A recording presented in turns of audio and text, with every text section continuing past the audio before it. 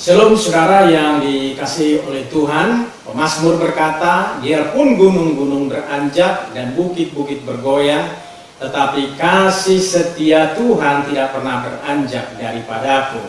Salam jumpa dengan saudara di hari Minggu yang penuh sukacita ini, di mana kita akan terus beribadah dan terus mendengarkan firman Tuhan. Firman Tuhan yang akan kita dengar dengan tema teguh di dalam Yesus. Nah, firman Tuhan terambil dari 2 Korintus pasal yang keempat ayat 7 sampai 9, demikian firman Tuhan. Tetapi harta ini kami punyai dalam bejana tanah liat, supaya nyata bahwa kekuatan yang melimpah-limpah itu berasal dari Allah, bukan dari diri kami. Dalam segala hal kami ditindas, namun tidak terjepit. Kami habis akal, namun tidak putus asa. Kami dianiaya, namun tidak ditinggalkan sendirian. Kami dihempaskan, namun tidak binasa. Puji Tuhan. Saudaraku, ada seorang Kristen di Amerika, kepadanya dilakukan sebuah tes mengenai keyakinannya. Apakah dia seorang Kristen yang sungguh-sungguh percaya Yesus atau bukan? Caranya adalah dia disuruh tinggal di rumah seorang ustadz yang militan selama 3 bulan. Dia harus menjalankan semua aktivitasnya seperti yang dilakukan oleh ustadz tersebut. Mulai dari sholat 5 waktu, mengikuti pendalaman Al-Quran, bersikap sebagaimana layaknya seorang muslim. Saudaraku, selama 3 bulan itu, seorang Kristen ini kehidupannya diwarnai oleh nilai-nilai Islam. Otaknya diisi dengan pengajaran-pengajaran mengenai Islam setiap hari. Tujuannya adalah untuk melihat apakah keyakinan orang ini goyah atau tidak. Apakah ia ingin merubah keyakinannya. Apakah yang terjadi? Pengakuan orang Kristen ini adalah, dia berkata, yang berubah dari saya adalah cara pandang saya mengenai Islam. Tetapi keyakinan saya terhadap Kristus tidak berubah sedikit pun. Pertanyaannya, di manakah rahasia sehingga orang Kristen ini tetap teguh pada keyakinannya, padahal ia sudah dipengaruhi selama 3 bulan oleh pengajaran-pengajaran tentang Islam. Saya yakin sang ustadz ini dia memberikan pengajaran-pengajaran yang baik bagi seorang Kristen ini, tetapi tidak menggoyahkan imannya. Apakah rahasia agar iman kita teguh kepada Yesus? Yang pertama, memiliki dasar iman yang kokoh. Saya memberikan 2 analogi untuk menggambarkannya. Analogi yang pertama adalah bangunan.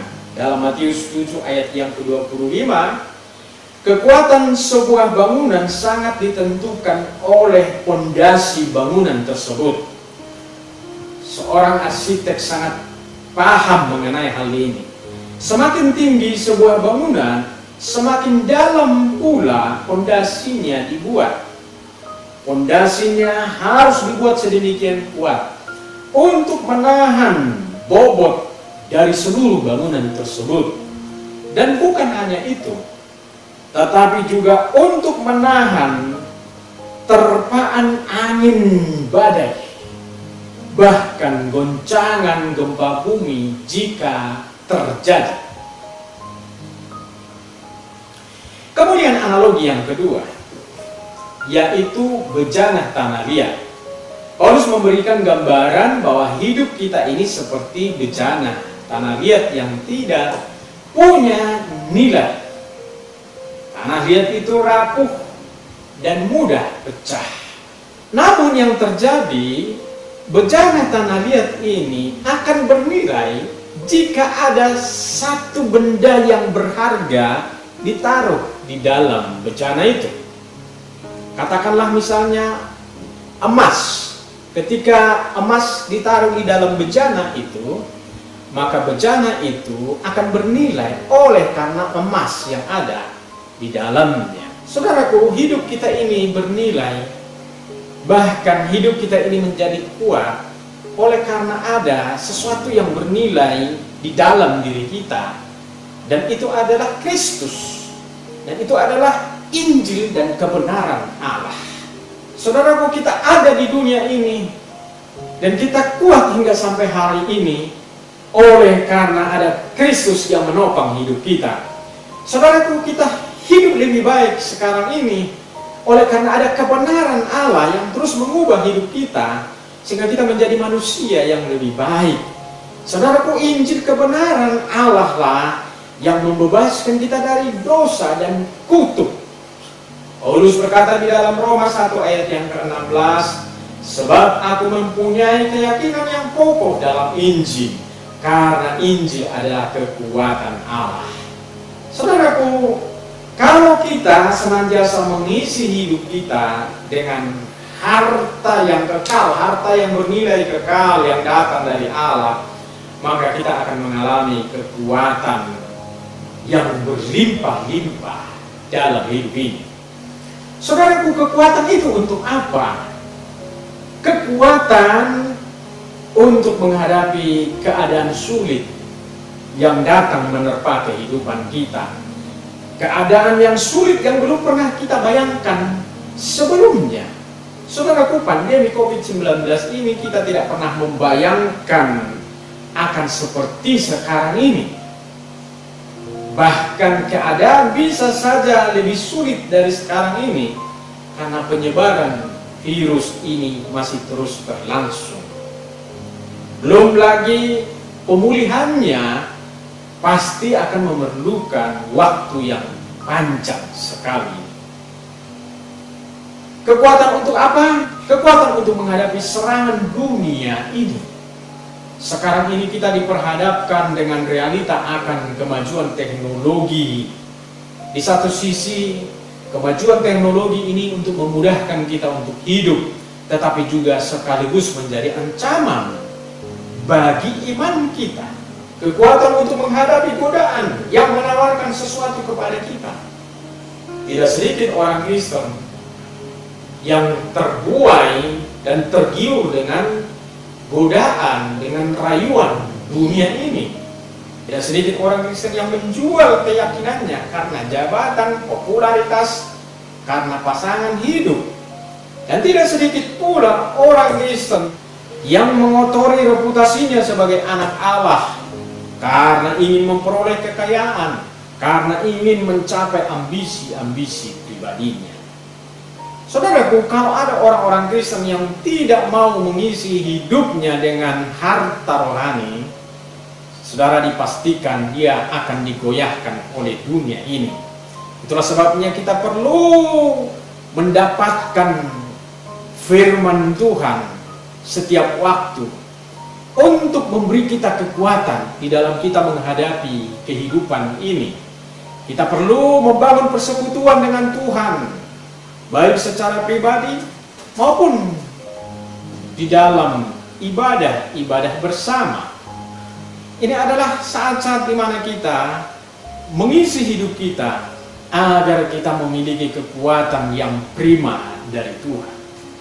Banyak orang Kristen yang merasa masih sehat, walau tidak pernah bersekutu dengan Tuhan, merasa hidupnya lebih baik, meskipun tidak pernah ke gereja, merasa sukses walau tanpa campur tangan Tuhan, dan seterusnya.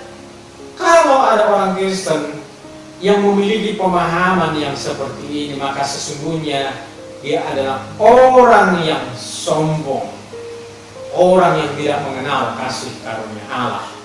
Tetapi orang Kristen yang menyadari bahwa dia ada sampai hari ini oleh karena anugerah Tuhan, semua yang dimilikinya karena pertolongan Tuhan, bisa kuat menghadapi persoalan karena kuasa Tuhan yang menopang maka sesungguhnya mereka adalah orang-orang yang tahu akan kasih karunia Allah, yang tahu bahwa Tuhan itu sungguh baik bagi kehidupannya. Kemudian saudara, apakah rahasia agar kita teguh di dalam iman kepada Yesus? Yang kedua, memiliki pengalaman dengan Tuhan. Saudaraku, setiap orang percaya harus memiliki pengalaman dengan Tuhan. Kalau kita tidak memiliki pengalaman dengan Tuhan, kita tidak akan mengalami dinamika dalam keimanan kita. Kita akan menjadi orang yang monoton, yang tidak ada dinamika sebagai orang percaya. Saudara, kita harus mengalami situasi-situasi sulit dalam hidup ini agar kita melihat Tuhan menunjukkan pertolongannya atas hidup kita. Kita perlu menjalani kehidupan yang tidak baik agar kita melihat Tuhan menunjukkan kebaikan-kebaikannya atas hidup kita. Jadi pengalaman-pengalaman di masa-masa sulit yang kita alami ini akan membuat kita peka dengan Tuhan dan kita sensitif dengan kebaikan-kebaikan Tuhan. Paulus memiliki pengalaman hidup, bagaimana rasanya ditindas, namun dia sadar bahwa tangan Tuhan menolongnya sehingga dia tidak sampai terjepit. Mengalami kehabisan akal, tapi Tuhan tidak membiarkannya sampai putus asa. Mengalami aniaya, namun Tuhan tidak pernah membiarkannya sendirian. Dihempaskan, namun Tuhan tidak membiarkannya sampai binasa. Saudaraku, pengalaman-pengalaman inilah yang membuat Paulus semakin mengenal siapa yang dipercayainya, yaitu Tuhan Yesus.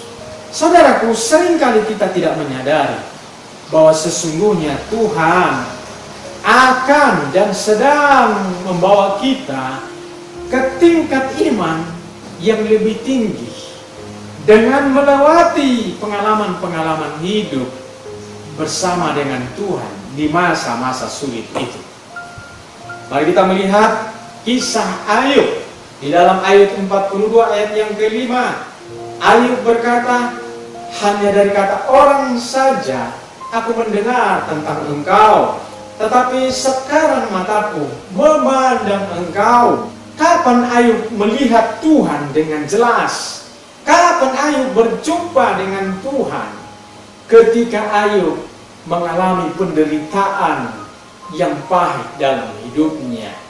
Ketika dia berhadapan dengan penderitaan itu, itulah yang membuka matanya sehingga dia melihat kuasa dan kemuliaan Tuhan. Saudaraku, pengalaman hidup yang dialami oleh Ayub ini, inilah yang menjadikan dia menjadi Ayub yang berbeda dari Ayub yang sebelumnya. Saudaraku, kita perlu mengalami pengalaman-pengalaman di dalam hidup ini bersama dengan Tuhan. Saudaraku, pengalaman pahit, penderitaan yang berat yang kita alami, itulah masa di mana kita akan melihat kuasa Tuhan yang luar biasa dalam hidup kita. Dan ketika kita mengalami pengalaman hari ini bersama dengan Tuhan di masa-masa sulit itu akan membuat iman kita menjadi kokoh, menjadi kuat, sehingga ketika kita mengalami pergumulan hidup, penderitaan, persoalan-persoalan hidup di masa-masa mendatang, maka kita sudah mengalami kekuatan iman oleh karena pengalaman pahit, oleh karena persoalan, pergumulan, penderitaan yang kita alami hari ini. Jadi saudaraku, iman kita kuat hari ini itu karena pengalaman kita di masa lalu bersama dengan Tuhan. Saudaraku, rahasia kita kuat hari ini karena kita memiliki dasar keyakinan yang kokoh di dalam Tuhan. Karena kita memiliki pengalaman-pengalaman bersama dengan Tuhan di masa-masa sukar itu. Dan hari ini kita ada oleh karena kasih karunia Tuhan. Kiranya firman Tuhan ini memberkati, meneguhkan kita sekalian. Tuhan Yesus memberkati. Mari kita berdoa. Kami bersyukur, berterima kasih Tuhan, buat anugerah Tuhan yang berlimpah atas hidup kami. Masa-masa sukar yang kami alami, ternyata itu adalah saat-saat di mana Tuhan membentuk iman kami, agar iman kami menjadi iman yang kuat di dalam Tuhan. Kami percaya Tuhan, bahwa tangan Tuhanlah yang memulihkan, tangan Tuhanlah yang menopang, tangan Tuhanlah yang memberi kami kemenangan sekarang ini, bahkan di masa-masa mendatang. Oleh karenanya ya Tuhan, tolong kami supaya kami terus bersandar dan berserah kepadamu. Terima kasih Tuhan, berkat-Mu turunlah atas setiap kami. Berkat damai sejahtera dari Allah Bapa, kasih karunia dan rahmat Tuhan Yesus Kristus, serta pertolongan, penghiburan, kekuatan Roh Kudus memberkati menyertai kami hari ini sampai selama-lamanya. Tuhan Yesus menjemput setiap kami yang percaya. Haleluya. Amin.